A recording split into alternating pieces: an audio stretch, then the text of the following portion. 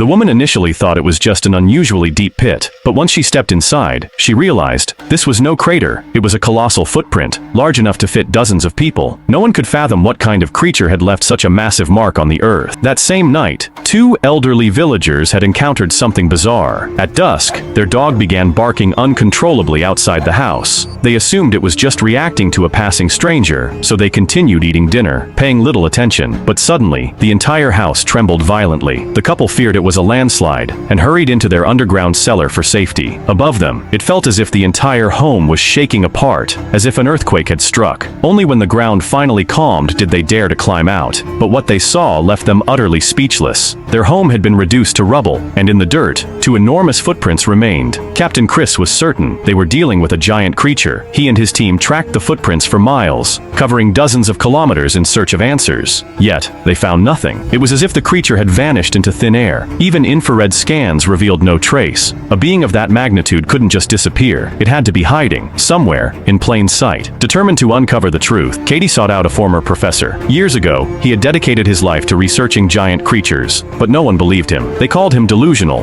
and he was eventually committed to a mental institution. Only recently did new evidence come to light proving that the professor had been right all along. With fresh hope, they brought him to the site of the creature's disappearance. As soon as the professor arrived, he caught a strange scent in the soil. His instincts told him something wasn't right. Katie saw the change in his eyes and quickly followed. He pulled out an old map from decades past, and what he discovered sent a chill down their spines. The entire terrain was different. A mountain that shouldn't exist had appeared out of nowhere. As they leaned in to study the landscape further, that very mountain suddenly blinked. A chill ran down Katie's spine, as if something was watching her. She slowly turned her head to look behind her. There, a giant eye was silently fixed on her, vast and terrifying.